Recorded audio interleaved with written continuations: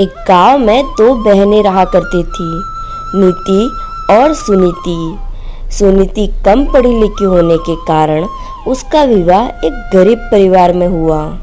वही नीति की सुंदरता पर रीझ कर एक अमीर व्यक्ति ने उससे विवाह कर लिया। अपनी सुंदरता का घमंड तो नीति को पहले से ही था, विवाह के बाद उसे दौलत का भी घमंड हो गया। दोनों बहनें आस पास ही रहा करती थी। जब भी मौका मिलता नीति सुनीति को उसकी गरीबी के कारण नीचा दिखाने की कोशिश किया करती। एक दिन नीति सुनीति के घर आती है और कहती है, अरे ओ सुनीति, तुझे पता है मेरे पति ने अभी अभी मुझे सोने का हार दिलाया है और तुम्हारे खेत के पास जो खेत है वो भी हम खरीद रहे हैं। तुमने तो शादी के बाद कुछ भी नहीं खरीदा होगा और कर भी क्या सकती हो। तुम्हारे पति के तो खाने के ही ठिकाने नहीं है, वह तुम्हें क्या खरीद कर देगा। सुनीति को बुरा तो लगता है किंतु वह मन में ही सोच कर रह जाती है। सुनीति के दिन बड़े ही तंग हाल में थे। 2 वक्त की रोटी भी बड़ी मुश्किल से जुट पाती थी।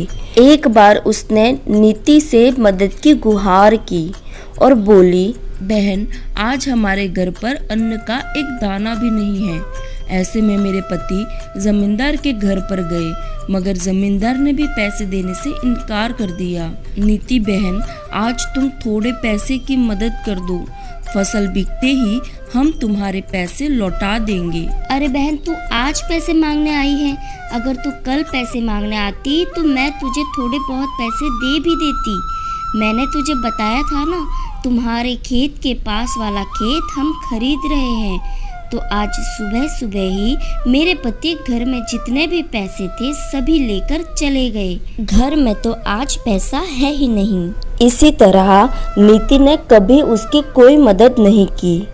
सुनीति वापस जाने लगती है तो उसे रास्ते में एक बूढ़े बाबा दिखाई पड़ते हैं जो एक पानी का मटका लेकर जा रहे थे। तो सुनीति बोली, अरे बाबा, इतनी गर्मी में आप इतना भारी मटका लेकर कहाँ जा रहे हो। कहीं नहीं बेटी, बस यह पास वाले गांव में मेरा घर है, वही यह पानी का मटका लेकर जा रहा हूँ। अच्छा, मैं भी वहीं जा रही हूँ, लाओ यह मटका मुझे दे दो। नहीं नहीं बेटी, मैं ले जाऊंगा यह मटका, तू क्यों तकलीफ उठाती है। अरे बाबा, मैं भी तो आपकी बेटी जैसी हूँ, लाओ दे दो मुझे यह मटका। सुनीति ने बूढ़े बाबा से वह मटका ले लिया और दोनों साथ साथ गांव पहुँचे। सुनीति ने बूढ़े बाबा के घर तक वह मटका पहुँचा दिया और बोली, ठीक है बाबा, अब मैं चलती हूँ। सुनीति अपने भाई के घर पर पहुँच गई, मगर उस समय उसका भाई घर पर नहीं था। तो सुनीति बोली, अरे भाभी, भैया कहाँ हैं? मुझे उनसे जरूरी काम था। क्या काम है? मुझसे कहो। भाभी, मैं आपको क्या बताऊँ, मेरे घर के हालात बहुत खराब हैं।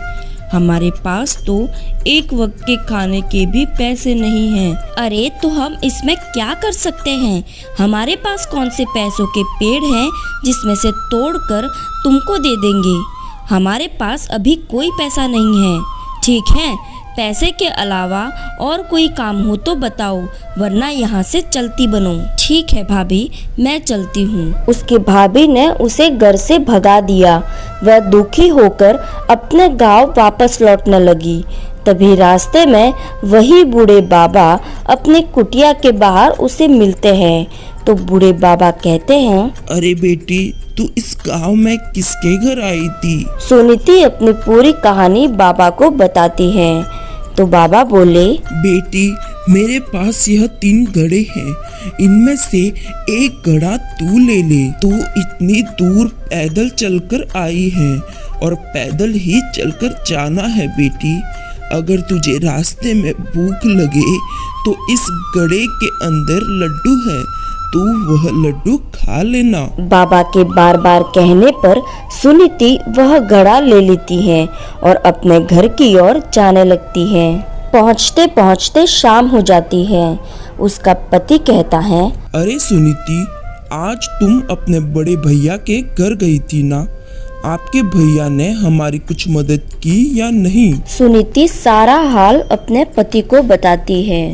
अच्छा, तो मतलब आज भी हमें भूखा रहना पड़ेगा? नहीं जी, आज हमें भूखा नहीं रहना पड़ेगा। जब मैं भैया के घर से वापस लौट रही थी तब मुझे रास्ते में बाबा मिले और वह बाबा ने मुझे एक लड्डू से भरा घड़ा दिया और बोले कि रास्ते में भूख लगे तो खा लेना, मगर मैंने वह लड्डू नहीं खाए।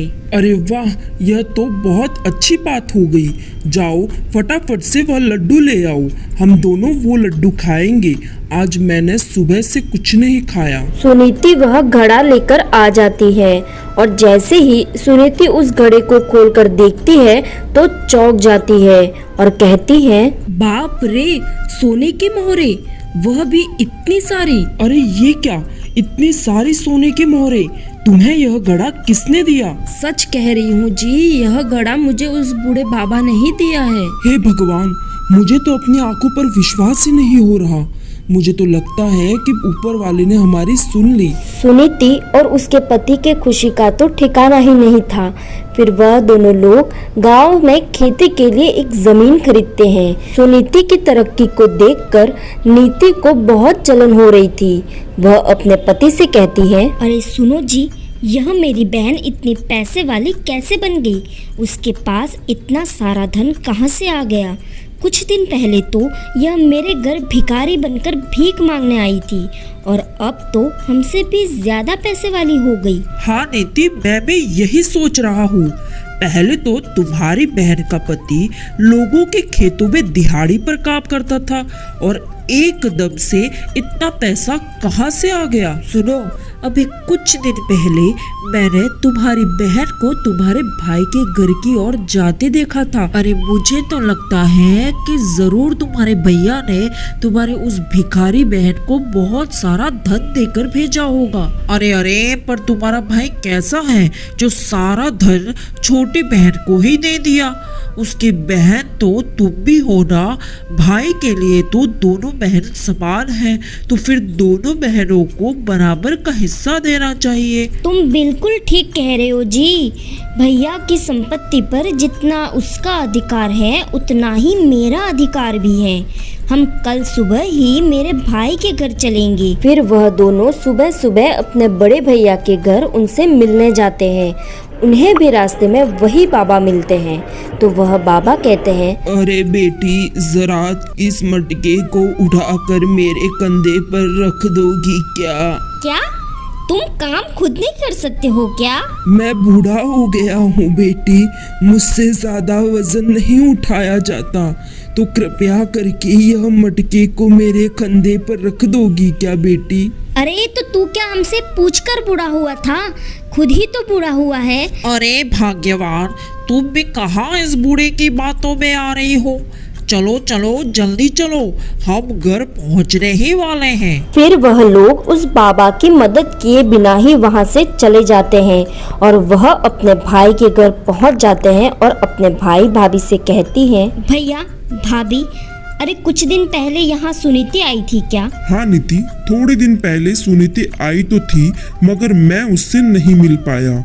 जब वह घर आई तो मैं बाहर गया हुआ था। घर पर केवल तुम्हारी भाभी ही थी। भाभी, तुमने क्या उसे कुछ दिया था क्या? अरे भाई, मैंने उसे कुछ नहीं दिया था। हमारे पास कुछ होगा तो हम उसे कुछ देंगे ना। इसका मतलब आपने उसे कुछ भी नहीं दिया।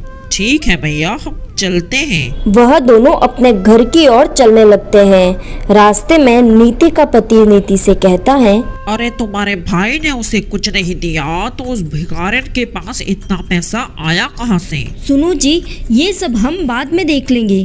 पहले तो तुम कहीं जाकर पानी लेकर आओ, मुझे बहुत प्यास लग रही है। कहीं ऐसा ना हो कि मैं चक्कर खाकर गिर जाऊं। अरे जरा सा पैदल क्या चलना पड़ा, नौटंकी शुरू कर दी तुमने। तुम्हारे भाई के घर से तो अभी हम आ रहे हैं। अरे भाग्यवान, वहीं पर पानी पी लेती, वहीं प्यास ना लगी तुमको। तभी उन दोनों को पास में एक झोपड़ी दिखाई देती है। वह झोपड़ी उन्हीं बाबा की थी। फिर वह बाबा बोले, क्या हुआ बेटा, मेरे घर की तरफ कैसे आना हुआ? बाबा, एक लोटा पानी मिल सकता है क्या? क्यों नहीं बेटा, ये लो पानी, जितना मन चाहे पियो। बाबा, हमने तो तुम्हारी मदद करने से इनकार कर दिया था, फिर तुमने हमारी मदद क्यों की? तुमने हमें पानी क्यों दिया? तो क्या हुआ बेटी, वह तुम्हारा कर्म था और यह मेरा कर्म है। अब देखो, तुम्हारे ही जैसे दिखने वाली एक बेटी मुझसे मिली थी, उसने मेरी मदद की थी और मुझे विश्वास है कि उसे अपने कर्मों का बहुत ही अच्छा परिणाम मिला होगा। नीति और उसका पति समझ गए कि वह बाबा उसकी बहन के बारे में ही बात कर रहे हैं। बाबा, आप जिसके बारे में बात कर रहे हो वह मेरी बहन सुनीति है, पर मुझे एक बात समझ नहीं आ रही कि मेरी बहन ने ऐसे कौन से अच्छे कर्म किए जिससे उसे इतना सारा धन प्राप्त हुआ। सब बताता हूँ बेटा, यहाँ पर जितने भी घड़े रखे हैं यह कोई साधारण घड़े नहीं हैं। यह घड़े मनुष्य के कर्मों और मनुष्य की अच्छी नीयत के परिणाम देने वाले घड़े हैं। बाबा, मैं आपकी बात अच्छे से समझ गई। अपना जैसा कर्म होगा, इस घड़े में से अपने कर्मों के हिसाब से फल मिलेगा। बाबा, आपको आपत्ति ना हो तो क्या एक घड़ा आप हमें भी दे सकते हैं? हम भी हमारा कर्म आजमा कर देखेंगे। नीति को भी बाबा ने एक घड़ा दे दिया। अब वह वहाँ से चले जाते हैं और रात के समय जैसे ही वह घड़ा खोलते हैं तो उनके घड़े में पत्थर होते हैं। बाप रे बाप, अपने घड़े में से तो पत्थर निकले। जरूर बाबा ने हमारे साथ चालाकी की, उन्होंने हमें गलत घड़ा दे दिया है। क्या गलत निकला है? अपने कर्मों के हिसाब से यह बिल्कुल सही निकला है। हम बहुत लालची थे। तुम्हारी बहन बेचारी मजबूरी के मारे हमारे पास कुछ पैसे की मदद मांगने आई थी और हमने उसकी मदद नहीं करी। ऐसे कर्म करने के पश्चात अच्छे फल के परिणाम की अपेक्षा कैसे कर सकते हैं? आपने सही कहा जी, मुझे मेरे पैसों का बहुत घमंड था। मैंने मेरी बेचारी बहन की मजबूरी नहीं समझी। मैं कैसे भी करके उसे अपनी अमीरी से निजात दिखाना चाहती थी। नीति और उसके पति को उसकी गलती का बहुत पछतावा हो रहा था।